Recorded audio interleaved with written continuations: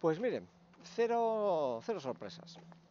En la comparecencia de Pedro Sánchez para hablar sobre la corrupción que afecta al Partido Socialista y a su familia, más las medidas que pretende implementar, pues nada, han deparado un pleno con ningún tipo de sorpresas ni de novedades. Había quien decía que igual nos encontrábamos con alguna medida sorprendente por parte de Pedro Sánchez, o incluso algún gesto en el sentido de decir, pues me someto a una moción de confianza, disuelvo las cortes en un término extremo y nos vamos a elecciones. No, de eso nada. O sea, Pedro Sánchez, pues fue, lo de siempre, Pedro Sánchez.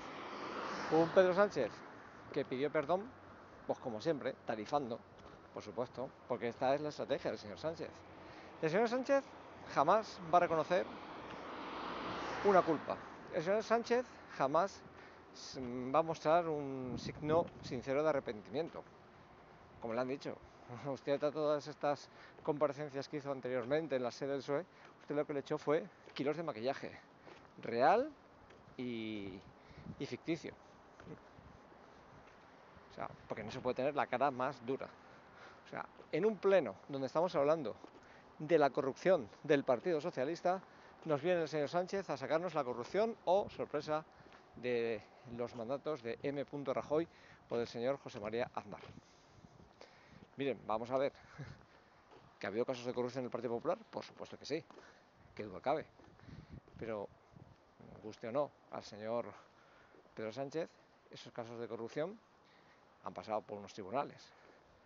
Y quien ha tenido responsabilidad o ha estado pringado en las mismas, ha pasado por la cárcel. De hecho, hay algún cargo que todavía sigue penando entre barrotes. Se ha actuado con contundencia. Pero parece ser que, como siempre, la corrupción grave es la que hace el contrario, la del Partido Popular. O sea, por ejemplo, ya, si nos ponemos aquí a sacar trapos sucios, pues también el señor Feijóo podría haber enfangado el debate con los ERE, con toda la etapa de Felipe González, el BOE, Filesa, Time Sport, los fondos reservados, los GAL, en fin, que cada etapa de gobierno, y además cuanto más tiempo estás, suele ser más propicio para que se produzcan esos casos de asquerosa corrupción, pues repito, es más sencillo que se den más casos. Pero yo insisto, que el señor Sánchez, al final, su estrategia fuese el y tú más, y mis casos, poco menos le faltó decir, mis casos de corrupción huelen a rosas y a flor de lavanda, pues hombre, ¿qué les diga? Me parece vomitivo.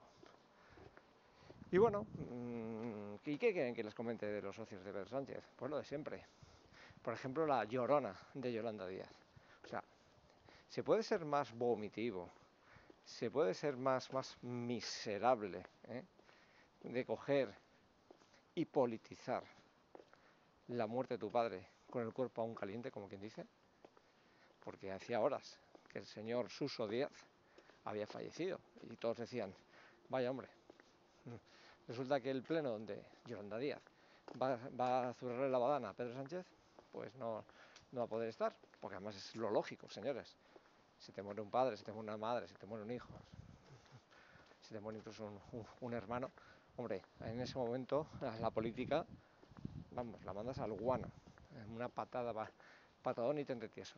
Pero no, curiosamente la señora Yolanda Díaz, de repente, antepone el trabajo a las obligaciones familiares. Y resulta que se presenta en el pleno. ¿Para qué? Primero para que la vieran llorar todos como una magdalena, que es normal.